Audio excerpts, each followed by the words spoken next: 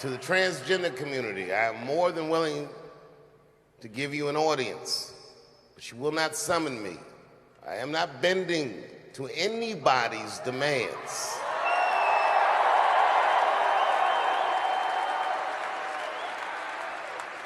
And if you want to meet with me, I'd be more than willing to, but I have some conditions.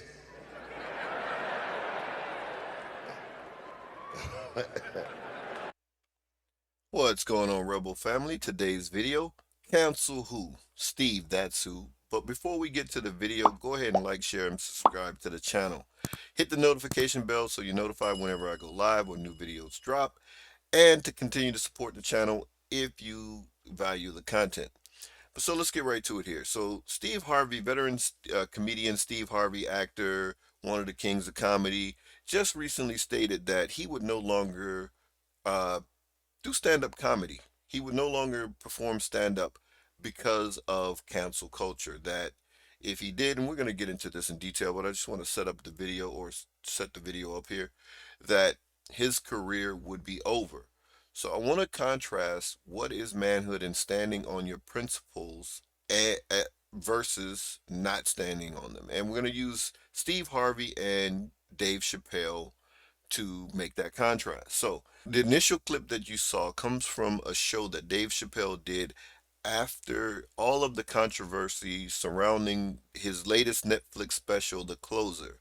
So Dave Chappelle went on stage and he talked about the whole cancel him and all of the things that were going on. I'm going to play a little bit more of the clip so you can hear it in fuller context. To the transgender community, I am more than willing to give you an audience, but you will not summon me. I am not bending to anybody's demands.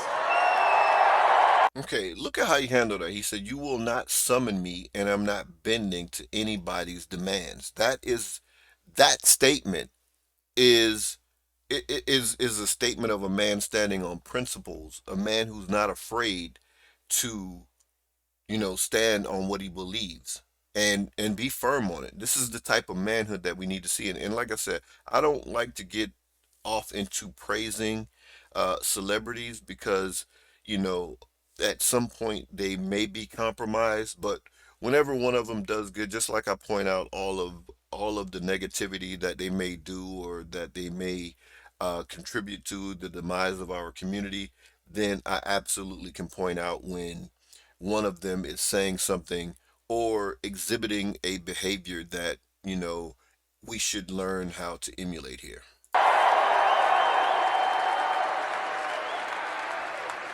And if you want to meet with me, I'd be more than willing to, but I have some conditions.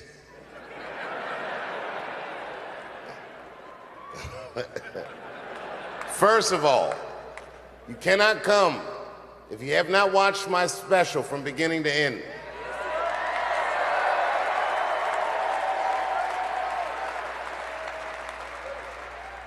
You must come to a place of my choosing and a time of my choosing. And thirdly, you must admit that Hannah Gadsby is not funny. Okay, so look how he set this up. Look, I'm setting the parameters. If you're going to talk to me, you're going to talk to me when and where I decide, not where you decide, because you're not summoning me. I'm not bending to anybody. And then he threw a shot at a transgender comedian, I think from Australia, named Hannah Gadsby. That Hannah Gadsby is not funny. So Dave's taking his shots at Hannah Gadsby there. So that's pretty funny. So let's keep going.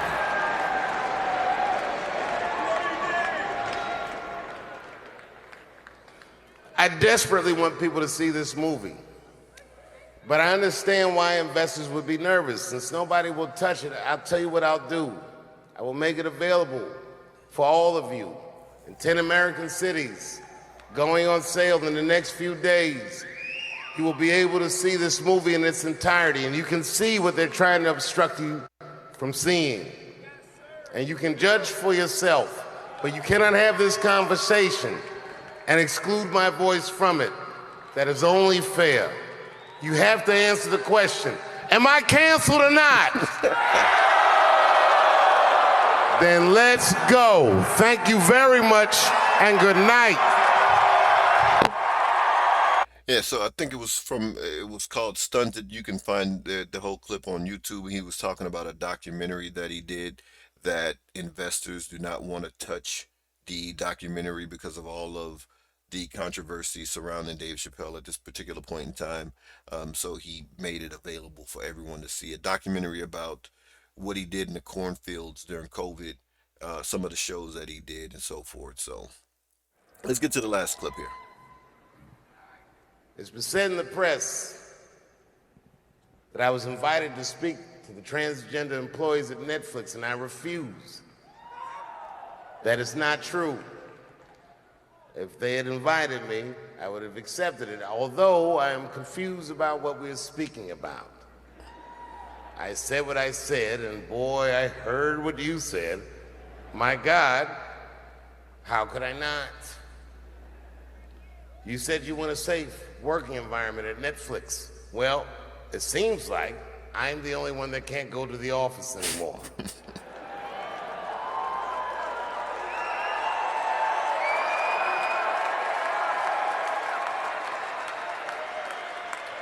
I want everyone in this audience to know that even though the media frames this, that it's me versus that community, that is not what it is. Do not blame the LGBTQ community for any of this shit. This has nothing to do with them. It's about corporate interests and what I can say and what I cannot say. That's the whole crux of the argument, what you can and what you cannot say. If you say something, you get out of line, then here comes your sponsors or whoever telling you, okay, you were wrong for saying this, and we're gonna cancel your contracts, and we're gonna take your money, and you can't play at this stage or on this stage or in this forum. You no longer can make these commercials, or like Kevin Hart, you can't host the Grammys, and whoever else they try to cancel. Little, the baby, you can't perform at these shows. You're getting dropped from all these shows. So though these other black men don't understand, because for the most part it's happening to black men, right? It may happen to a white man every now and again, but for the most part we see this cancel culture really, really, really affecting black men and affecting black men's money, right? And this is no defense of R. Kelly. If you listen to the video that I had about R. Kelly, you understand how I felt about R. Kelly for 30 years, ever since he married Aaliyah. I knew then. So if but anyway, I'm not gonna rehash the whole R. Kelly thing. But I've never supported R. Kelly since I understood that he married Aaliyah. But with R. Kelly, Bill Cosby, it was their money. It was their catalogs being taken off of Spotify and off of, in syndication with the Cosby Show and so forth. Kevin Hart, the baby. I mean, you could name black man after black man who's being compromised. We only have like two that actually stood up against this quote unquote cancel culture, and you're not going to do it. That's Dave Chappelle and Bootsy Badass, whatever his name, whatever he goes by. Just understanding that he puts on his own shows and he's not a corporate pawn. He doesn't have to listen to the white paymasters. For the record, and I need you to know this, everyone I know from that community has been nothing but loving and supporting. So I don't know what all this nonsense is about. All right, so that's it there. And I'm going to jump right over into the articles and just kind of do a history lesson here real quick, just to rehash some of what was going on, right, with around the closer. So during around the closing, the closer, when the closer came out, there were employees who wanted to boycott. They said, they were going to boycott Dave Chappelle special. They're going to walk out on Netflix, the employees, and then there was some employees who actually, when it found out about the walkout, that organized the walkout, they had made some racist comments on Twitter. So, and I think it was a black trans woman that made that hosted the walkout or what have you at Netflix, and then her past came back up to bite her, so she was under fire, right? But look at what happened since then, right? Netflix employee who criticized Dave Chappelle's comedy special is among three suspended. And then look what happened, right? Tara Fields, Netflix employee who criticized Dave Chappelle, resigns, right? And let's keep going. Dave Chappelle is winning here, right? And then we go over here. Dave Chappelle back in business with Netflix for a giant 2022 comedy festival. Amy Schumer, Seinfeld, Ali Wong, and many more performing at an LA event too.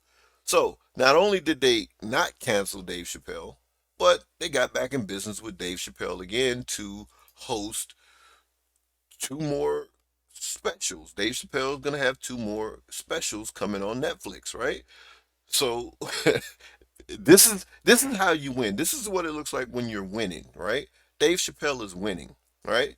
Dave Chappelle, it is so bad.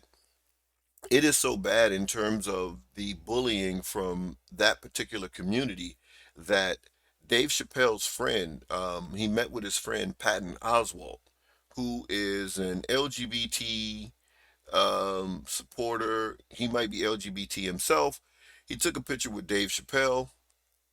He took a picture with Dave Chappelle he in which he just kind of, Dave Chappelle was doing a comedy show. They were in the same city.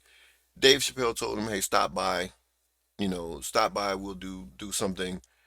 He took a picture of him and Dave Chappelle, put it on his Instagram, and he got bullied. He got bullied so bad that I'm not gonna read all of this. He had to go. He had to go apologizing to the LGBT community, saying how he saw a friend and they've known each other, and he's like he disagrees with Dave, um, but this is my friend, and I'm an LGBT ally. I'm a loyal friend, and then he comes down here to say all this stuff about I wanted a nice comment thread with a picture of my friend. So easy to think someone else needs growth and miss the need in yourself. Gotta keep trying. So he's over here apologizing to his own community for taking a picture with his friend that he's known for 20, 30 years, right? This is exactly what Dave Chappelle was talking about. And I don't understand what Patton Oswalt meant where he said, I disagree with Dave. I disagree with him on the trans right stuff. All Dave Chappelle basically said was, you know, can trans can LGBT people be racist? It's pretty much what he's talking about. And people try to conflate the issue and like, oh, there's black LGBT people. He's not talking about them. He's talking about the white ones who can be racist, right? So then he says Netflix reportedly sent its staff talking points and tips on how to deal with questions from job applicants about Dave Chappelle's controversial special. So there's like a gag order on speaking about Dave Chappelle, eh, in terms of hiring practices. This is funny, right? So let me jump right over to what Steve Harvey is talking about, right? So Steve Harvey slams cancel culture. Political correctness has killed comedy. No, cowardice has killed comedy. And Steve, you're one of the people whose cowardice has killed comedy. And let me explain, right? So let's go down here. It says the actor and comedian claims he can't release another comedy special without ending his career. Every joke now, it hurts somebody's feelings. Okay, they'll be okay. All right? They'll be okay, Steve Harvey. Look at what he says. Steve Harvey went off on cancel culture while promoting his new ABC courtroom comedy series, Judge Steve Harvey, right? Let's get to what he said. We're in the cancel culture now, he said during the show's Television Critics Association press tour panel. Apparently, I don't know if this is going to get to it, but apparently ABC told him about some of his jokes in terms of what he does on Family Feud and this show in particular. That hey, you have to tone it down, buddy. Nobody can say anything he wants to. Chris Rock can't. Kevin Hart can't. Cedric the Entertainer can't. D.L. Hughley can't. I can. I can go down the list. The only person that can say what they want to say on stage is Dave Chappelle, because he's not sponsor driven. He's subscription driven. Basically saying he's not sponsor driven, meaning he's not an employee. He's a partner. That's basically what he's saying, right? He's not sponsor driven because all of Steve Harvey's jobs, they're jobs. He's an employee. This judge show, he's an employee. The Family Feud, he's an employee. So he's not.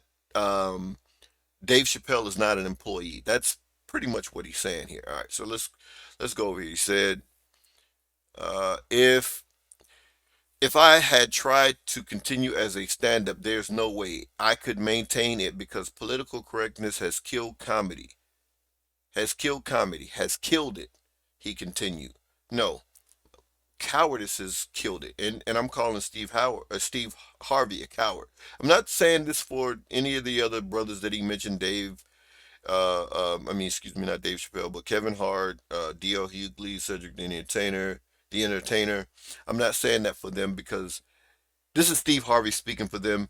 If they come out and say the same thing, that they can't tell the type of jokes that they want, so they're stopping, then I call them the same thing. But Steve Harvey put them in it. He should have just spoke for himself, and he shouldn't have spoke for those brothers. But anyway, every joke now hurts somebody's feelings. What people don't understand about comedians is that a joke has to be about something. It has to be about somebody. We can't write jokes about puppies all the time. The joke can't be about bushes all the time. Some some of these jokes have to be about people because that's the most interesting topic. If I come back, I have to wait until I'm done with my TV career, and I'm not done. I'd have to call it "This Is It" or something like that. He says he wasn't done. So one of the reasons I stopped doing stand up was my wife informed me that God was about to do something. I had no idea what he's going to do. He's going to give me this new show. And it turned out to be the best thing that happened to me. On another political topic, Harvey had a couple of thoughts on the legal system. All right, so I'm not going to read that. I'm going to jump off of that right here. And I want to go to celebrity net worth, right? Steve Harvey, net worth, $200 million, right? Steve Harvey's salary, 45 million. That means he gets paid from the Steve Harvey Morning Show, Family Feud, Celebrity Family, all these different shows that he has. He's an employee. He gets a salary. Though he's worth $200 million, right? Makes 40 to 50 million dollars a year, makes 20 million per his radio gig, 10 million Family Feud. He paid, okay, so he paid for the Tyler Perry's mansion. All right, whatever. All right, now let's look at Dave Chappelle. Though I believe Dave Chappelle is worth more than this. I think his Netflix specials were this amount that he got for his Netflix specials, $50 million, and not to mention the money that he made before from the Chappelle show, right?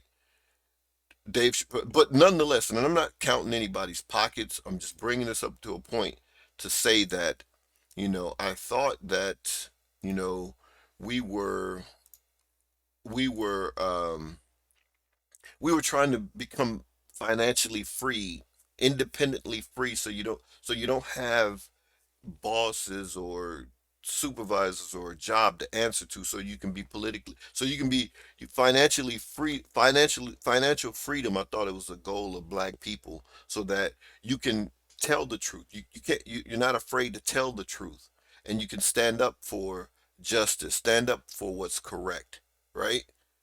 Steve Harvey is financially free, and then he's still a slave. So when people say the $40 million slave, I know a lot of people get twisted out and say, "What do you mean slaves didn't get paid?" Blah blah blah. It's not a direct analogy, but the point is that Steve is worth $200 million, and he's still afraid to say what he wants to say. This this is not a good look for black men, and it's not a good example to follow, right? Dave Chappelle is still getting slandered, and he um he's still not afraid, right?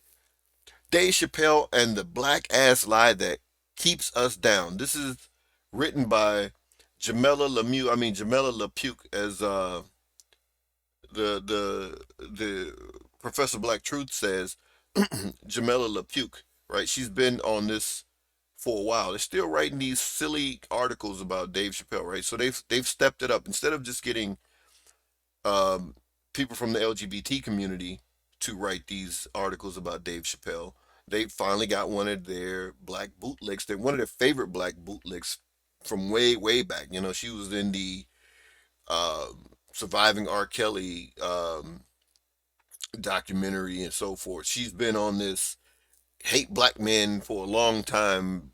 This that black hate black men trope for a long time, right? And I want to point out one single phrase here to let you know exactly what this is all about.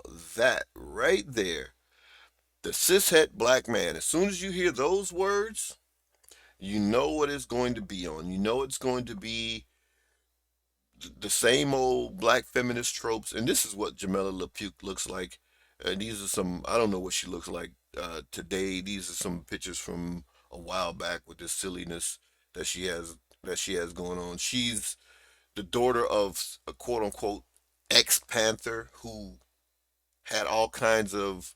He was a police. He joined the he was a police he was a law enforcement officer that quote unquote joined the Black Panthers, and once the Black Panthers were taken down, this guy had all kinds of abuse cases against him, right? And it's all kinds of abuse, abuse cases going against him, and this guy was some kind of special guy here, and you know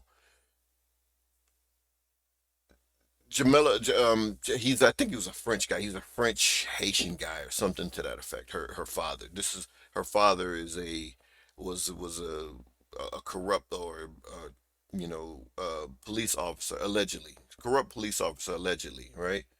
Jamila Lepu's father was a corrupt police officer. Multiple abuse cases, multiple disciplinary hearings about abuse and so forth. This guy was not a good guy at all. So, but anyway, this is not a good look for young black men seeing a guy such as Steve Harvey. Again, this guy is from the baby boomer generation, and bad advice after bad advice on the strawberry letter. That's why I continue to do those to correct some of what he's putting out here. And this is just more bad advice, right? And he's speaking for brothers who, Chris Rock and Kevin Hart and D.L. Hughley and Cedric the Entertainer and all these guys that he's saying they can't do stand up. I haven't heard them say that, right? And because they're worried about their career, you know, if that's something that you wanted to do, get out there and tell the truth. If that's what your comedy is for. So that's the difference between Dave Chappelle and Steve Harvey, right? Dave Chappelle is out here speaking what he believes to be true in terms of what he sees that a community is abusing its privilege, and he's absolutely right. Steve Harvey is going to hide behind, my career will be over. Well, I mean, again, not counting the brother's pockets, but man, at what point do you stand up and speak what's true? And again, we don't need him to as the black community. We don't need celebrities to be leaders. No other community has this, and we shouldn't have it either. We shouldn't look towards celebrities for leadership. We should be leaders of our families. Each man leads your family, and then each family work with other families to build community, and then that community work towards building the institutions that we need to better ourselves and better our children, give our children a better environment, give our children a better shot, to help protect our children, to help educate our children, all the things that we need in the community. We should be building ourselves and not hiding behind, well, my career will be over, right? And again, I thought financial freedom was the goal that black people should ascribe to. That once you are financially free, you can go out here and speak truth to power. But, Steve Harvey just showed us again that, no matter what kind of money you have, the money doesn't change the coward in your heart, right? And then we know D.L. Hughley is a liberal shill, as we see here.